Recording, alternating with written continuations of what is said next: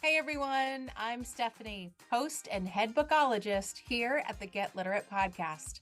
I'm a book loving, notebook hoarding reader and writer on a mission to change lives one book and one notebook at a time. On this podcast, we explore the power of bookology. What's that? That's the study of books and reading and notebooks and writing mixed with mindful practices and creativity to create lives we love. Here, you'll find episodes exploring the reading and writing life and how they can make our actual lives better.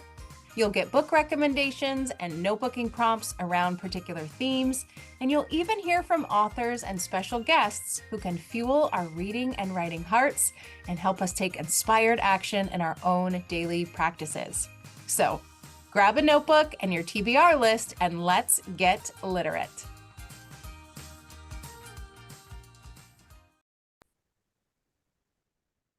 Hey everyone, welcome back to another episode of the Get Literate podcast. I'm Stephanie, your podcast host and your head bookologist. Someone always here with some information on how reading and writing can help make life better. This week, I've got a special treat for you. If you've been here for a while, you've likely heard me talk about my Patreon group. This is a private community where we go above and beyond the regular Get Literate Tuesday episodes, and we go deeper.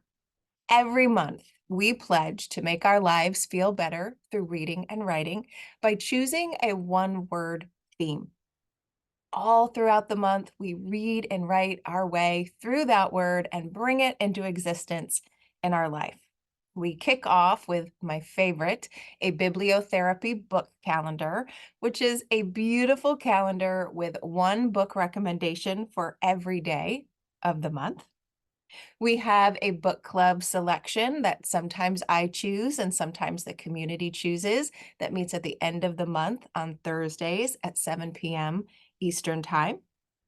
Every week, I have First Chapter Fridays. These are First Chapter Fridays for adults, where I read the opening page, the opening section, or the opening chapter of a book I think you need to know about. And then there are also bonus episodes. These come typically on Sundays and are episodes that extend the content of the podcast, that enrich the content of the theme, or just bring us together as a community in another way. Now, I've already mentioned that my favorite thing to create inside my Patreon community are these bibliotherapy book calendars. You know, I love curating a good book list. I love creating personalized book apothecaries for others. And this book calendar is just a fun way for me to spend time reading and skimming and talking to others about books and curating the 28, 29, 30, 31 books I think are perfect to explore the one-word theme that we have chosen. They come out looking so wonderful, and at the end of the year, you get a PDF calendar with 12 months of book recommendations for every single day of the year. I love it. I love it. And this month, I have to tell you, I have chosen what I think is a pretty spectacular word. And I can almost guarantee that you have never chosen this word as a one-word theme for your life. Even if you only choose yearly themes and you don't go as deep into your monthly themes as I do, I can guarantee that this word has not been chosen by you yet. And so what I wanted to do this month as a special treat to give you a sneak peek into what my Patreon community looks like and to share a really fun one-word theme with 31 wonderful book recommendations, I wanted to share the book calendar with you. So I've decided to air the Patreon episode where I reveal the one-word theme for August of 2024. I talk about how it came to be in my world and why I chose it. I give a quick review of those 31 books that I want to share, and I even give a sneak peek as to what our book club selection might be and what some of the bonuses might be for the month as well. I hope you enjoy it. I hope it gives you an idea of what it's like to be part of the Get Literate Patreon community. I hope it helps you think about what your one word might be for August if you were to choose one. And of course, I hope it adds a lot of books that have never previously been on your radar to your TBR stack. So let's get right to it. Here is my bonus episode inside my Patreon community for the one word theme and the book calendar for August of 2024. If you like what you're listening to and you want more, head to alitlife.com and click on my Patreon group tab, or just head directly to getliterate.co and find it there. Or, of course, you can head to Patreon if you're already there. If you already have the app, search for Get Literate and give it a quick ad. It's just $5 a month, and you get access to what I think is one of the most supportive and wonderful groups of people on the internet. Okay, let's get right to it. Here is your Bibliotherapy book calendar for August. Hey everyone, welcome back to another bonus episode inside our Get Literate Patreon community. It is August 1st, and you know that a new month means a new word and a new book calendar. It is my favorite thing to create. Now, I have to say, I really enjoyed last month's theme. Not only the theme of delight, which I feel like I worked really hard to bring into my own existence, but just the idea of crowdsourcing that word together. We came up with those 45 different ideas of beautiful words that, yes, I am saving for future months. And we ended up choosing one together that just felt like we could all really rally around it. This month's word was inspired solely by a picture book. So, you know, I am a fan of children's literature. You know, I love picture books. We know we have Get Literate members who love picture books. And I was reading a picture book for an upcoming episode of my Kid Lit Love podcast called The Big Squeeze by Molly Harris.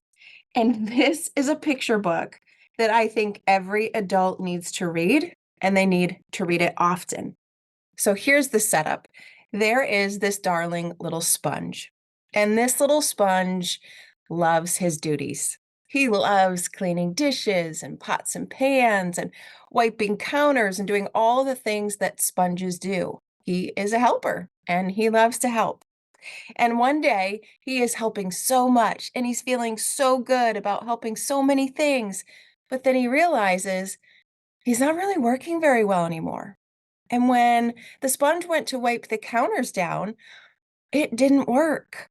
Water and dirt and kind of was left behind him on the counter because the sponge was too full, and Sponge was devastated.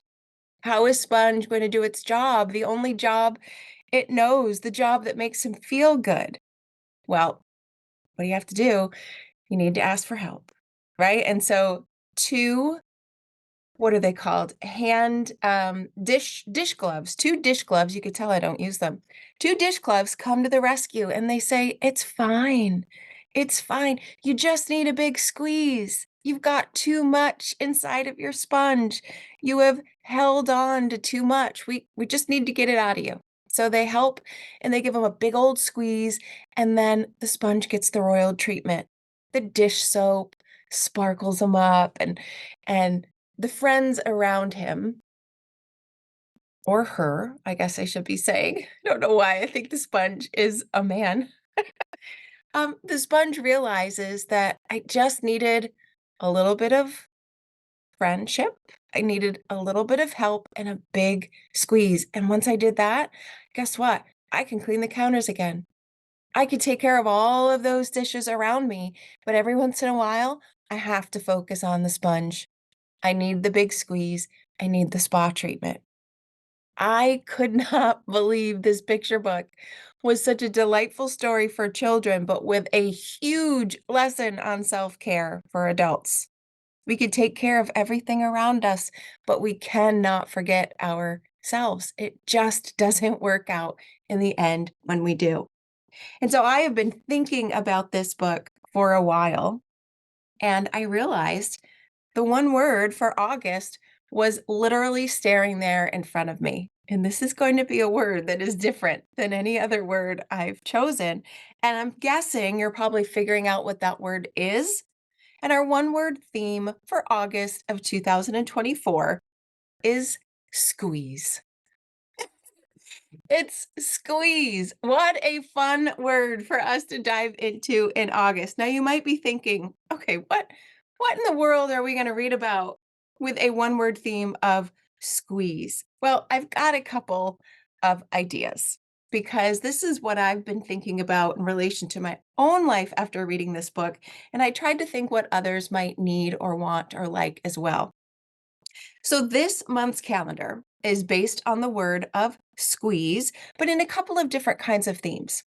One thing I am seeing all over the place in social media is this slight panic that summer is almost over, right? The Sunday scaries are coming back, or the September scaries are coming back. If you're an educator, people are trying to use their vacation time to get the most out of the days they have left to squeeze all they can out of summer. Now, if we look at the calendar as a whole, September means that fall is coming and the end of the year is coming. The last 90 days are coming. The new year's coming after that. So I've got a small theme on the calendar of squeezing all you can out of life. So squeezing out of the summer season, just squeezing out all the goodness you possibly can in your life. And then another section on how we can squeeze the day. No, not seize the day, squeeze the day. How can we bring in habits that can make our day-to-day better so that we don't fall prey to what Sponge did and end up not being able to work very well? I've also got a section on how to squeeze out all you can from your relationships, both love-based relationships and friend relationships. And of course, a section on self-care, taking the time to squeeze your sponge, right? Just get rid of all of the other stuff that you've been hanging on to for what you've been doing for everyone else and giving yourself that time to have a pair of dish gloves help you out with a little bit of a spa day. So that is the very unexpected one word theme for August. And I think it is going to be so much fun. I think it's going to be delightful transferring our July word into August. So let's start out with squeezing the day. I've got a couple of books here that I think most of us will be familiar with, but just in case you're not, I feel like these are touchstone text. These are seminal text. These are canons, if you will, in this particular area or this particular concept. So one of the ones I can't recommend enough if you want to squeeze the most out of your day is Miracle Morning by Hal Elrod. Hal has the most wonderful, interesting, amazing story about his life. From the challenges he faced early on to the challenges he faced later in his life, his miracle morning and the way that he thinks and the way he sets his brain up for the rest of the day, both his brain and his body. I just really admire it. And Miracle Morning has a lot of impact on how I set up my own morning. So if you've always wanted a morning routine, even if you don't want to get up at 4:44 like me, or you can have this kind of morning routine whenever you decide to get up, or just some sort of routine in the beginning area of your day. If you do these things he recommends, I promise, at least for me, it really does help set the day out on the right foot. Now, 2 Minute Evenings is a newer book. It's actually just coming out in a couple of days, and it's technically not a book. But I wanted to put it here because I adore Neil Pasricha. I think he is doing such wonderful things in the book world. He has such wonderful ideas about how to live life well with his book of Awesome. And this newest book that he has come out with his wife is called 2 Minute Evenings. And so if we've got Hal's Miracle Morning and we have Neil Pasricha's 2 Minute Evenings, he goes through a very simple process using a thorn, a rose, a thorn, a bud, that kind of analogy to reflect, to have gratitude, to think about your day, and then to plan with intention for the next one. So this technically isn't a book, it's a journal. There's an opening section that talks about his evening practice and why it is so important. And then there's actual space to record your daily observations. So I don't know if you need a new notebook. You might be able to just take a look at this online, see his process, and adopt something for yourself.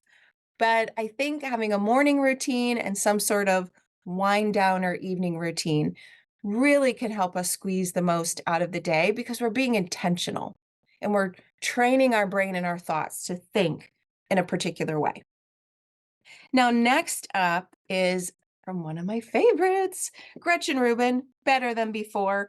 Her book about building habits, hands down, one of my favorites.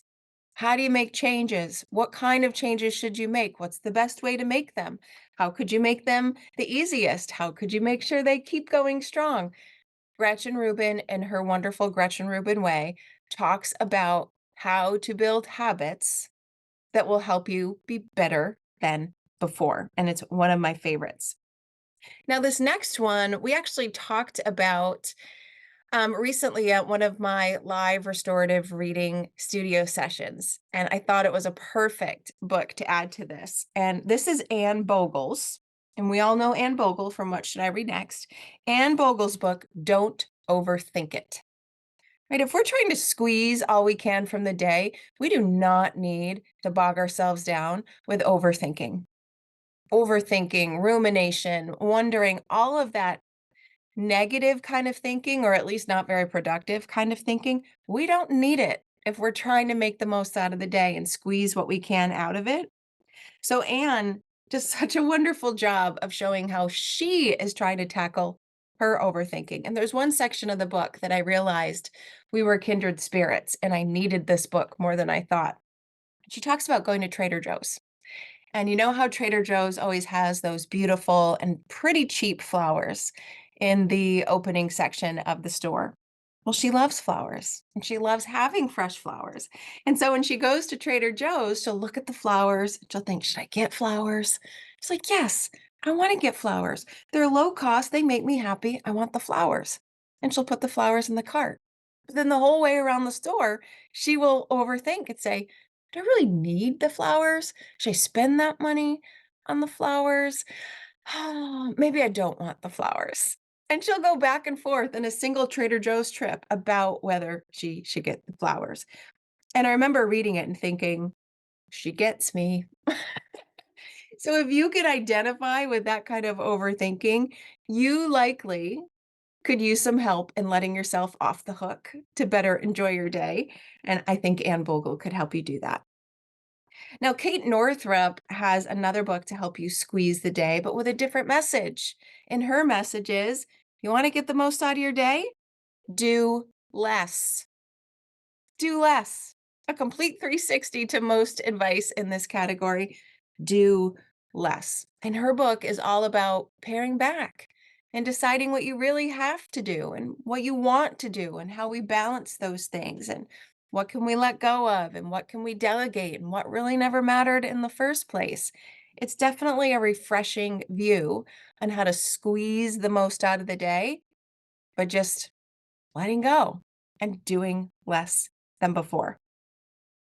Now, up next is BJ Fogg's Tiny Habits. So, yes, it is another book on habits, just like Gretchen Rubin's. And it's similar, but it is different enough where I wanted to include it. It's the small habits that change everything. And that's why I like it, because there are little teeny tiny things that we could do to make life better that maybe we don't know about yet.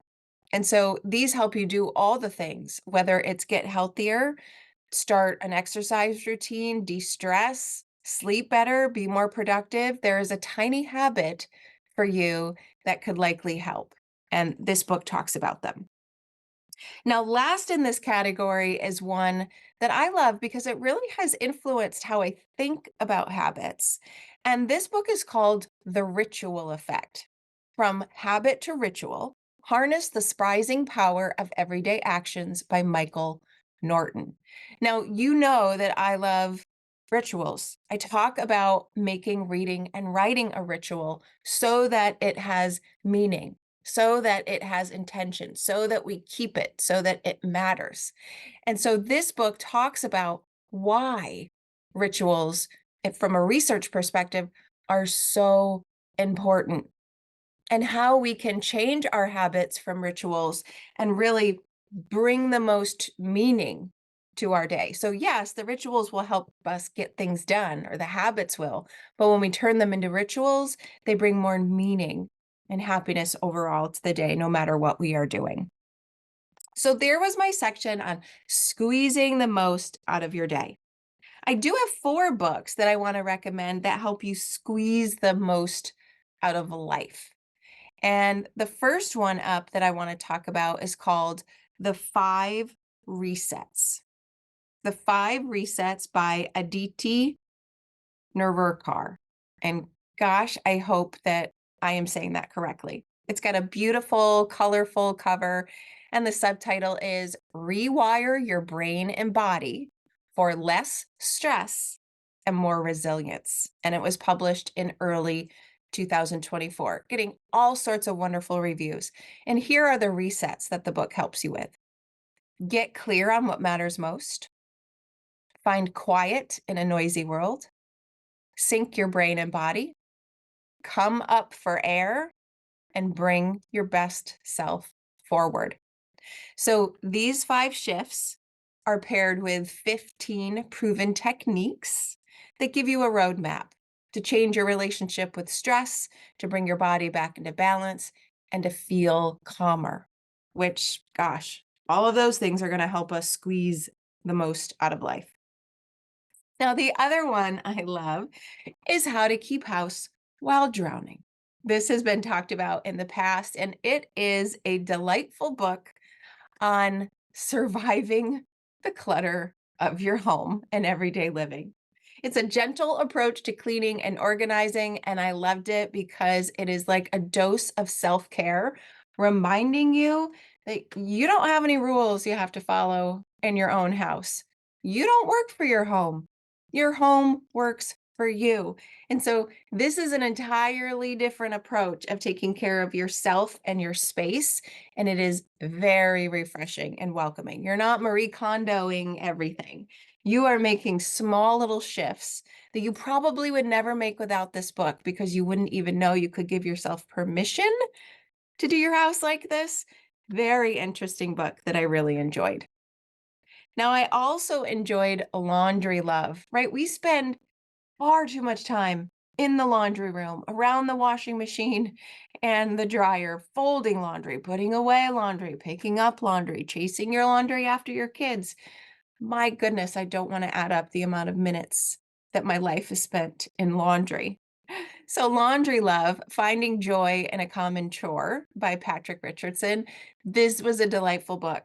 How to make yourself the happiest and to get the most that you can out of a chore that we all have to do, and we all spend a decent amount of time doing it. How can you squeeze the most out of that so that you can enjoy the rest of the time that you have for other things? And then lastly, in this category, if you want to squeeze the most out of life, I think you need to know about Mel Robbins. And while she has written many books that I would recommend, I have to recommend her first, which is the 5-second rule. Transform your life, work, and confidence with everyday courage. And basically, Mel says, if you just take this 5-second rule and you count down 5, 4, 3, 2, 1, and you just do the thing, you will propel yourself forward in ways that you didn't expect and maybe didn't imagine. So it's literally 5, 4, 3, 2, 1, get me out of bed today. Or 5, 4, 3, 2, 1, let me, make that hard conversation. 5, 4, 3, 2, 1, I'm just going to apply for that job. So they're little things and they're big things, but that 5-second rule is the same. It just takes that 5 seconds of courage, and doing so, right, literally helps you get the most out of life that you want. So I think these four books are perfect squeeze books for squeezing what you would like out of life. Finally, in the squeeze the day, squeeze the year, squeeze the season category, I want to talk about squeezing summer. Now, I did this a little bit different here because summer, as always, it goes by very quickly. And I never get to the end of summer and say, I did everything I wanted to do. I read all the books I wanted to read. I did all the things. I just never do. And, that's okay because there's always next summer and we can always plan things. But I always am trying to just squeeze in a little bit more of the summer that I hoped I would have. So for this category, I decided to include a few books that were still good old beach reads. They take place in the summer. They have summer vibes. They still may have some deep themes, but they are definitely still focused on summer.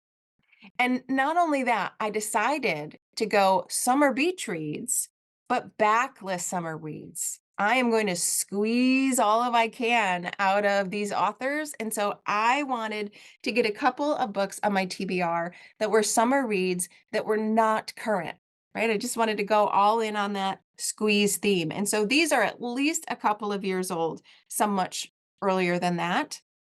And I haven't read any of them. I don't know what these books are. I make these calendars for you and for me. And so I want to share a couple of books that I have on my own summer TBR to keep squeezing the most out of it. First up is Chances Are by Richard Russo. And this was published in 2019. And I've got to say that this does take place in September, but the weather is still wonderful and it's on Martha's Vineyard. So it still had a little bit of a summer vibe for me. And here's the setup. Three men in their late 60s come to Martha's Vineyard, and they have been friends ever since they met in college. They were so different, it didn't matter. And each of them has their own secrets, right? They have their own personal secrets, but they also have this shared mysterious secret of something that happened to them in that very same place way back in the 70s. 45 years later, they're back and things are happening. And this book chronicles what those things are. So it still has summer vibes. It has friendship vibes. It also has some secret vibes. So I think it has a lot of things that could appeal to a lot of us. Now, next up is called The Rumor by Ellen Hildebrand, an author that I adore. And this was published, let's see, I almost forgot to write down the year here. This was published in 2015, so almost 10 years ago. And Madeline and Grace are best friends, and they are the envy of Nantucket because they have perfect marriages and beautiful kids and double dates with their husbands, and all is good. But you know what? That is all a rumor. It is all a rumor, and there are deeper, darker things looming behind those families that no one knows. But rumors spread, gossip escalates, and they have to set the record straight. I love everything about this book. I love a good family saga. This has some friendship saga. The rumor just sounds like it's going to be a light yet serious summer beach read that takes place in the summer and at a summer destination. Now, up next is Do I Know You? And this book is a great cover. It is a beach cover with a big pair of sunglasses on it. And it's Do I Know You by Emily Wibberley. And I loved the setup of this book. Admittedly, this one isn't so old. It's 2023, but I had to add it to my list. And Eliza and Graham, they are a couple, and they are celebrating their 5-year anniversary. And they are trying to kind of liven things up and remember why they loved each other and why they got married. And so they go on this little getaway, and there's a mix up. and one of the other guests at the resort mistake them for being single. And so this person decides to matchmake and introduce them at the bar.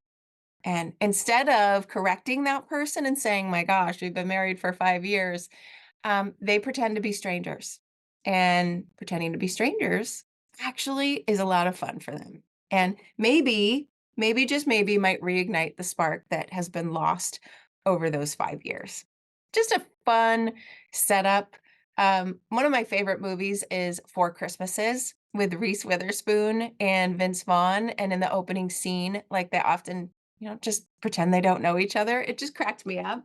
And so I read the setup for this book and I thought, oh, I have to add this one to my stack. Next up is Second Chance Summer, one that obviously has overt summer vibes. And this is a book, let's see, Morgan Matson. And I want to say this is YA, but I just loved it. And I don't normally put children's literature on here, even though I read a lot of it, but I had to because it just seems so good. Taylor has a family that isn't so close knit. Everybody's too busy. Everybody's overscheduled. They get along okay, but they're just not that close. But then Taylor's dad gets some devastating news, and her parents decide we're going to spend one last summer together at our old lake house. And that's what they do. Now, it's smaller there. They're not used to being this close. They're not used to spending this much time with each other. And they get to know each other. And Taylor discovers the people she thought she left behind, they're still there. Her former best friend is still there. Her first boyfriend was still there. And things change. Her family becomes more of a family. They're more aware that they might not know what always happens. And so they come together, and Taylor just feels like there are second chances everywhere. So it may be more of a YA book, but it's a book that I still think could be on all of our TBR lists.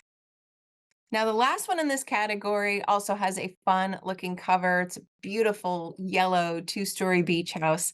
It's called The Beach Trap, and it's The Beach Trap written by Allie Brady. Only a couple years old, but technically a backlist book. And so 12-year-olds, Kat and Blake, they meet at a camp and they have an instant connection. But they soon realize they're not just best friends, they're actually half sisters. They're confused, they feel betrayed and heartbroken, and they just break all contact with each other. 15 years later, though, when their father dies suddenly, they realize that he's left them a joint inheritance, that family beach house, or the family beach house in Florida.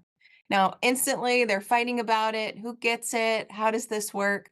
But in order to figure it out, they've got to come together. They've got to renovate the house, even if they're going to sell it. But, things might happen over the summer, and long lost former best friends may actually learn how to become sisters. So these summer books have vibes of friendship, vibes of love, vibes of family, literally squeezing out all we can of our summer reading season by continuing in that summer reading vibe inside of our books. We've got 2 categories left. We've squeezed the day. We've squeezed what we can out of life. We've squeezed what we can out of summer. And now I've got some books that are focused on squeezing, like literally squeezing those you love, kind of like a big hug to those that matter most. And I've got a section of books focused on friendship, focused on love, and both fiction and nonfiction. Nonfiction wise, I decided to include a book that we have read before here in the Get Literate community. But if you are new, or this book hasn't been on your TBR stack, you might want to read The Life Council, 10 Friends Every Woman Needs by Laura Tremaine. She actually came into our book club selection, and it was so fun to talk about friendship and the kinds of friends that everybody has. Now, likewise, nonfiction, I thought I can't have a calendar about squeezing all we want out of relationships without putting a book I know a lot of us love on here, The Five Love Languages, The Secret to Love That Lasts. Now, I know this is focused on love, but I have found these love languages to be incredibly important, not just in love-based relationships, but friendship and colleagues and the work that I do as a coach. When you know someone's preferences for how to feel appreciated, you can make sure that you are hitting the mark. And so I think this has a much more broad application than the title implies. But if you haven't read the five love languages, if you don't know your love language, I recommend giving this book a try. And it's not very long, and I think you'd enjoy it. Now, fiction. What are the books trying to squeeze the most out of family and friendship and relationships? The End of Your Life Book Club, a memoir by Will Schwabel, is one that certainly fits the bill. And this is real. This is a memoir, and it is just it's beautiful and heartbreaking at the same time, I would say. So Marianne is getting treatment for cancer, and her son spend hours and hours and hours sitting in waiting rooms together. And during that time, they talk about books. They talk about books they're currently reading. And once they realize we're reading the same book at the same time, and we didn't know it. And they said an informal book club of two was born. And so they decided purposefully to go through a book club of two and read multiple books and interact with each other to make the best of this time that they were spending together in those waiting rooms in this hard challenge for her. So, The End of Your Life Book Club, my goodness, it's such an emotional read. It's also a book for book lovers, and it's definitely about getting what you can out of the time that we have. Now, next up is My Glory Was I Had Such Friends by Amy Silverstein. I have talked about this book on the podcast before when I've been talking about adult friendship, but I think it's also a book to remind you that our time is limited, but we do control how we spend it, who we spend it with, and how that makes us feel. It's a beautiful memoir, and it fits the bill in so many ways for our squeeze calendar. So that's another memoir I think you would enjoy. My Glory Was I Had Such Friends. Now, up next is a big one. It's a big one, and people are talking about it. It was brought up at one of our restorative reading sessions, and I thought, I need to add this one to the calendar. And the one I'm talking about is Same as It Ever Was by Claire Lombardo. You probably have heard the title, you know this author, you've seen it before, and it's being talked about so much. Here's what the publisher says. Same as It Ever Was traverses the rocky terrain of real life, exploring new avenues of maternal ambivalence, intergenerational friendship, and the happenstantial cause and effect that governs us all. Delving even deeper into the nature of relationships, how they grow, change, and sometimes end, Lombardo proves herself as a true and definitive cartographer of the human heart and asserts herself among the finest novelists of her generation. I mean, how can you go wrong? It is a big one, but it is definitely one that people are saying are worth reading. Now, next up is the Museum of Ordinary People. I love Mike Gale. I love what was the book? Oh gosh, I'm not remembering it now. It's the wonderful book about, well, that sounds weird to say the wonderful book about loneliness. Oh, it's All the Lonely People. See, I just have to talk a little bit and the title will come to me. But this is the Museum of Ordinary People. And it is about Jess, and Jess is getting ready to empty her childhood home after her mother died. And of course, it's difficult. And as she's sorting through all of the things, she finds an old set of encyclopedias. Now, to the world, encyclopedias are done with. But to Jess, it represents her mother's love and the future that she wanted to have or wanted her to have. And in trying to figure out where these encyclopedias can go, Jess discovers this unusual archive of letters and photographs and things that are housed in a warehouse that is known as the Museum of Ordinary People. And so she kind of becomes the unofficial custodian of it, along with the mysterious owner of it. And they kind of dive into the objects that are there and they unravel a whole bunch of stories and a whole lot of secrets. It reminds me of Ruth Hogan's The Keeper of Lost Things. If you love that book, I think The Museum of Ordinary People by Mike Gale could be another one to add to your list. Now, I do have just a couple more fiction titles. And this one is called Let's Pretend This Will Work by Maddie Dawson. I just loved the title. And it is about 30 something Mimi. She's still single. She's still longing for love. She's still trying to figure it out. And so when Ren, who is handsome and a divorced teacher and a single dad, when he falls in love with her and proposes, she's sure that this is the good news that her psychic predicted that was coming. But soon after proposing, Ren receives this devastating news that his ex-wife has been in a debilitating car accident, and he needs to temporarily move back home in order to care for her and his daughters. Now, he also wants to keep Mimi close, of course, so she moves. She moves from New York City and follows him to Connecticut to stay there.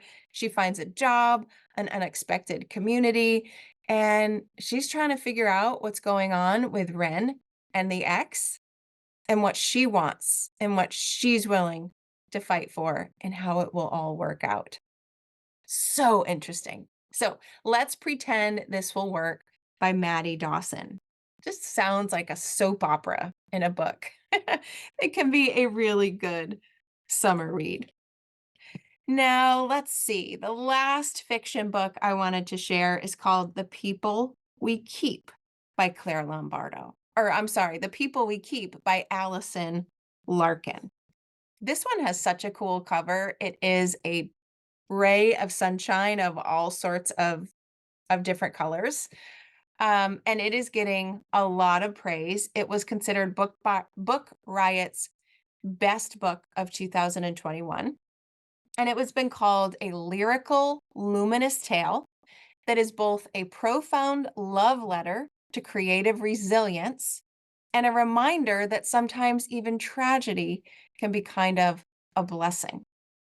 So it is about April, and April is trying to figure things out, right? And trying to figure out what's next for her. And she gets into a fight with her dad and realizes it's time to go. It's time to get a journey. And when she, in quotation marks, borrows her neighbor's car, she sets off to find a life that's all hers. And she ends up in Ithaca. And that's not too far from me in New York. So I love a local connection. And her only plan is to just survive and figure out what's next. But she ends up finding a sense of belonging at Cafe Decadence, which is the local coffee shop. And she starts to realize that maybe life can be easy. Maybe things don't have to hurt as much as they have. And of course, there's a lot of ups and downs in figuring that out. But it's a novel of transformation, a novel of change, a novel of acceptance, a novel of friendship. There are so many things here that really embrace the idea of squeeze and squeezing what we can out of the relationships and the people that are around us, and not in a bad way, like squeezing them dry and taking everything, but literally taking the time to get to know people and figure out those meaningful relationships and literally squeeze them, as in, I want to hold them close. Now, last up, we have our category of self-care. I wanted to end with self-care because I started with The Big Squeeze by Molly Harris, which is such a beautiful lesson in taking care of yourself. And so I want to end with a couple of books specifically, not just on why we need self care, but how we can actually do it. So, one I'm recommending first actually started as a few social media memes and turned into a book. And it's called Hello, Higher Self: An Outsider's Guide to Loving Yourself in a Tough World. And this is new. This is June 2024. And it is by Bunny Michael, who is an artist and a podcast host. And she was trying to find her footing in an art world that is completely dictated by social media followers. So she's got the social media aspect. She's trying to come to terms with their identity, trying to deal with trauma, so many different things, and started these viral memes that kind of just went viral literally on Instagram and turned into this beautiful book. The cover's wonderful. It's line art with blue and orange splotches and just feels like a beautiful new book on self-care. So that's Hello, Higher Self. Radical Remedies is up next. You know, I love wooey stuff. You know, I'm on very strict diets for health. You know, I love going all in to aromatherapy and I just love that stuff. And so Radical Remedies is an herbalist's guide to empowered self-care. And so it's a holistic health guide that focuses on our physical, emotional, and mental well-being through natural herbs. What are the 25 most nourishing herbs, and how can we use them to remedy stress, depression, insomnia, tension, help a broken heart? There's all sorts of wonderful things in here, from the honey mallow soothing face mask to facial oil to chai tea, so many different things. And it just is one that I think, if self care is about time, right? We need time for ourselves, but it's also about just those little ways we fill our days for ways to nourish ourselves. I think Radical Remedies could just give us a different way to think about self care. Now, up next is a book with a shocking pink and black cover that just grabs your attention, called Burnout: The Secret to Unlocking the Stress Cycle. Here's why I love it. It's not just a book about stress. It is a book about stress and women. It's a groundbreaking book on why women experience burnout differently than men. And it gives women a simple science-based plan to help us minimize stress, manage our emotions, and live a joyful life. And that depends on our chemistry. And so it's a book that's just got a different view again, but not just a view. It's got the science, it's got the advice, but there are worksheets and there are exercises and there are practical tips to help women specifically get over burnout. And that cover, that pink cover, is just one that jumps right out at you. Next up, I love a good project. And so this book reminds me of Gretchen Rubin's The Happiness Project. This one is called The Wellness Project: How I Learned to Do Right by My Body Without Giving Up My Life. And I loved this because, as someone who works really hard to be healthy and to feel as good as she can, I can become slave to that. Right? Oh, I'm not supposed to have gluten or dairy. I can't enjoy anything I eat. Right? Oh, I've got to do this or that. So I can't have time for fun, right? Sometimes your health goals can almost make you crazy because you forget how to enjoy some things, or maybe that's only me. But this is a book that is a memoir. And Phoebe was diagnosed with an autoimmune disease in her 20s. And she was given all the things, the strict protocols, the strict diets. And she was just so confused. Like, why are things so strict? Why are some of these things conflicting with other things I'm learning about? And she just felt like she had mixed results, but brought her all of those different requirements just brought her a life of deprivation, in her words. And it just didn't feel sustainable and it didn't feel good. And so she said, I'm going to do my own. She adopted 12 of her own wellness directives, as she called them, from eliminating sugar to switching to all natural beauty projects to starting a spiritual practice. And she did it on her terms. So, yes, she learned all of the things that people said you should do. But if her body didn't agree, if her mind didn't agree, if it didn't feel right, she allowed herself to change it and figure out her own. So it really gives me those happiness project vibes because Gretchen Rubin says, do Gretchen, figure out your own life rules. And this is figure out your own wellness. And so this one is definitely one that I am reading first. As someone with an autoimmune disease as well, like it can be really easy to get caught up in the don't do this, do that, don't do this, do that, even if it doesn't feel better. So a really probably silly example is that I went to my occupational therapy and unfortunately I've lost a lot of strength in my hands and my arms given the joint issues that I have. And we jokingly said that I need to start bodybuilding. Like I need to start muscle building again. Even if it hurts, I have to start building muscle because they are getting weak. And so we started with 5-pound dumbbells. And I was dutiful, I've got to do these exercises in these orders this many times a week, or else my muscle's going to get weaker. I've got to do it. I've got to do it. And let me tell you, it hurt. 5-pound weights for me, they hurt. But I kept doing it. I kept doing it. I kept doing it. Finally, I'm like, I am noticing that I am in significant more pain when I lift these 5-pound weights. Guess what? I don't have to lift them. I dropped down to 2. I felt a little bit better. And then I took a couple of weeks where I didn't do them at all. And I just did yoga and I did other kinds of gentle exercise. And I felt good. I felt good. My strength may take longer to build up, but I listened to my own body. Now, I know that is such a silly example, but it was one of those moments where I'm like, why am I doing this thing that they recommend if it is not working for me? And so when I saw this book, I thought, oh, yes, I need that book because I can make up my own wellness directives. And everybody, no matter what you have or don't have, can make up their own wellness directives to squeeze what you want to squeeze out of life. Now, I've got 2 more. One is self-love poetry.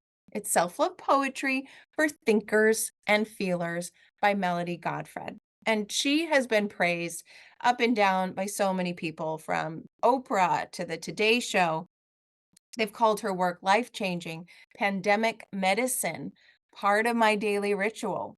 And in this book, Self-Love Poetry, she explores concepts like authenticity, surrender, resilience, gratitude, believing in yourself, love, all the things through 100 pairs of poems that are each dedicated to a central theme.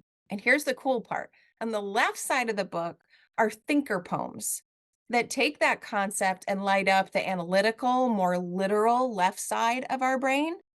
And then on the right side, there's a feeler poem that's a companion poem that speaks to the more creative side of the brain. Combined, it's exactly what your brain needs. And in her words, it electrifies the mind, body, and soul through a completely unique poetry experience that inspires each of us to embrace all parts of ourselves. For the record, we have not read poetry in our Get Literate book club. So I'm wondering if maybe we read this one. Let me know what you think in our comments. The last book I save for last because I know a lot of us love a book that can walk us through a process. And so this book is called The Self-Care Solution: A Year of Becoming Happier, Healthier, and Fitter 1 month at a time by Jennifer Ashton.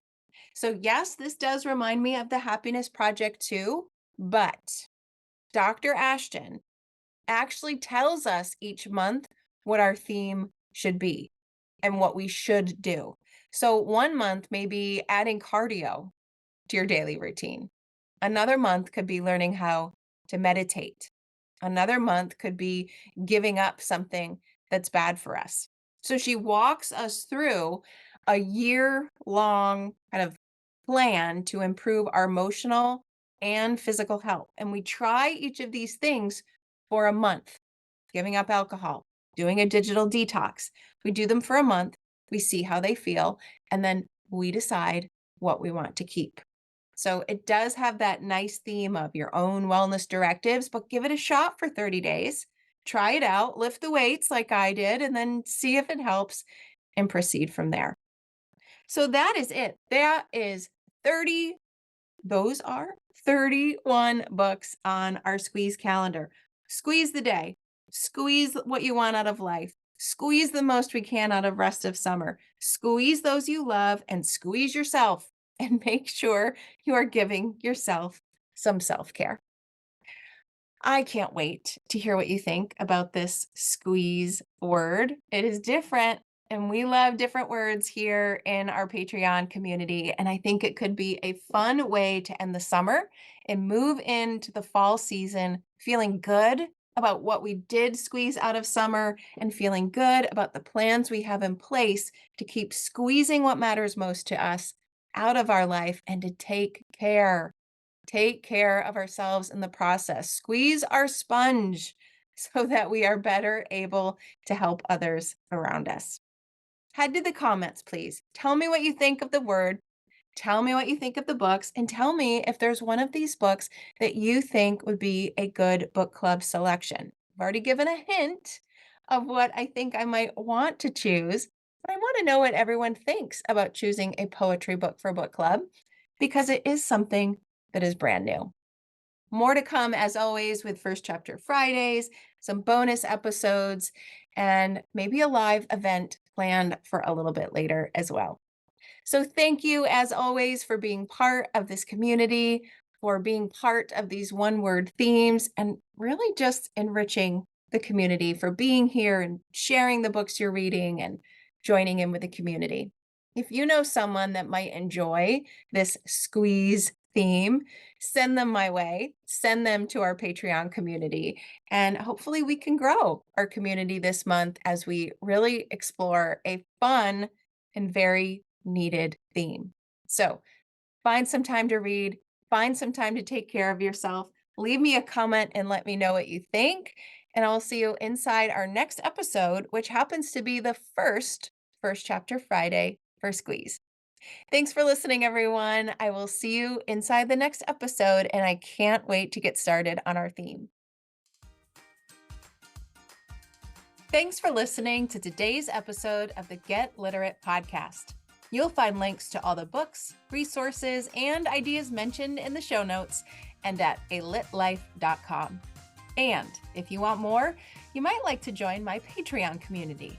There, you'll find additional inspiration for your reading and writing life, like bonus podcast episodes, book calendars, monthly book clubs, notebooking inspiration, live events, giveaways, and more. It's only $5 a month, and you get instant access to all of the previous content too. Learn more at getliterate.co.